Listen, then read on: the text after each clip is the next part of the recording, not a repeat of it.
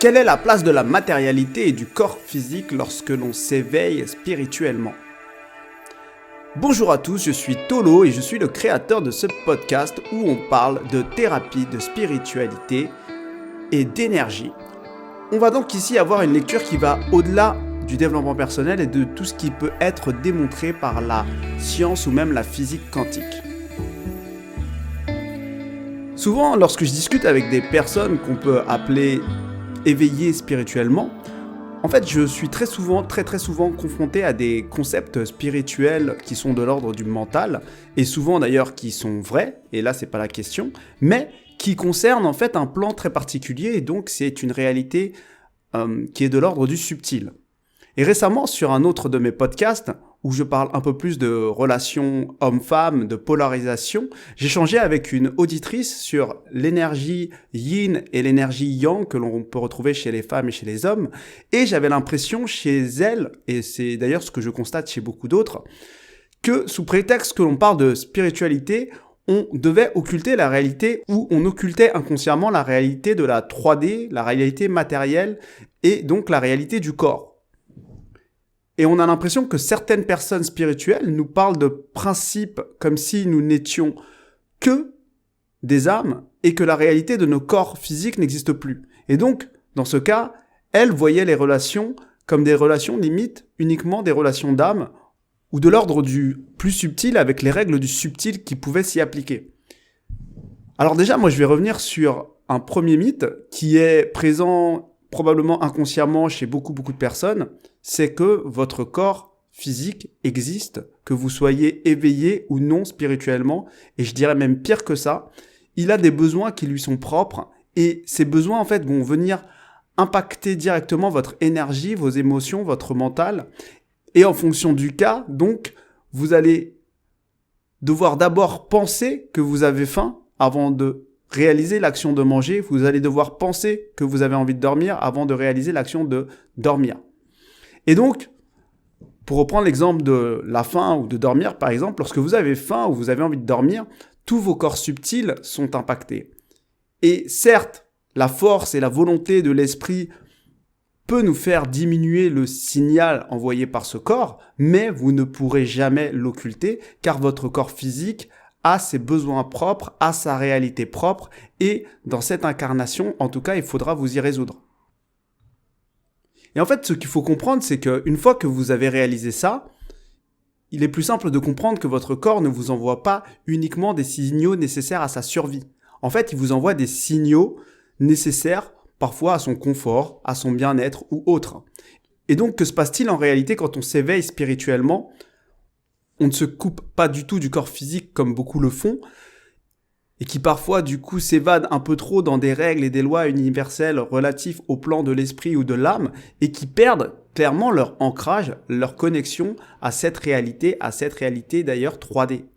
Et en fait, je pense que quand on s'éveille spirituellement, finalement c'est l'inverse qui se passe. Normalement, on devient justement plus sensible sur le plan physique comme sur les autres plans subtils, et on comprend mieux du coup notre réalité 3D, notre corps et plus généralement notre situation matérielle.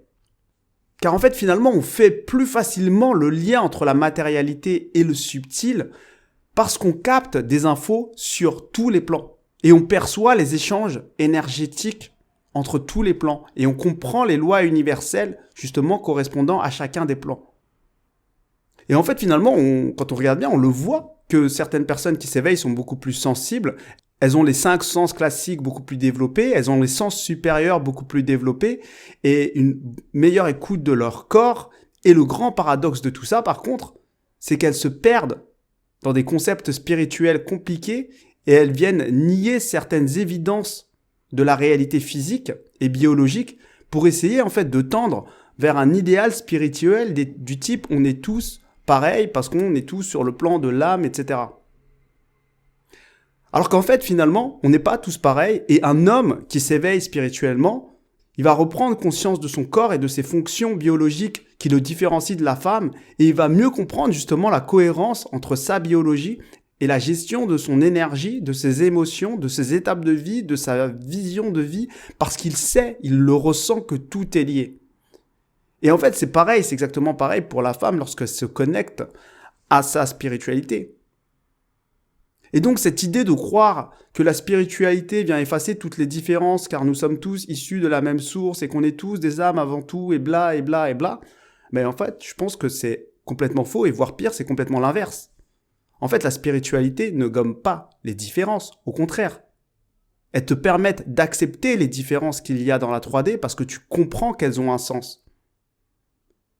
Tu vas comprendre pourquoi tu es un homme, pourquoi tu es une femme, pourquoi c'est différent un homme et une femme, pourquoi tu es blanc, pourquoi tu es noir, et au risque de choquer certains, pourquoi c'est différent un homme blanc et un homme noir. Parce que c'est des énergies, des lignées énergétiques différentes.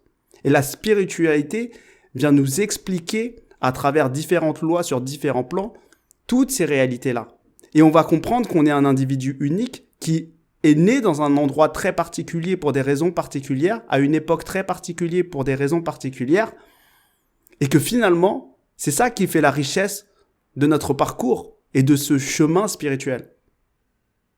Et donc finalement, la spiritualité justement donne du sens, comme je le disais, à la matérialité, à la 3D. Et donc non, la spiritualité ne doit pas du tout nous couper du monde et de la réalité 3D, bien au contraire.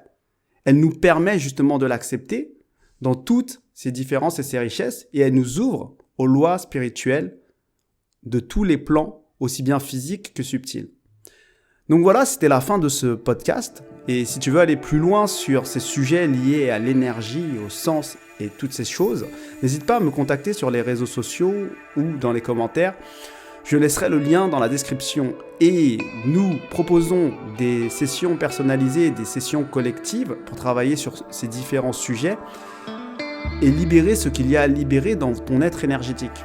Et sur ce, je te souhaite une bonne journée et à bientôt.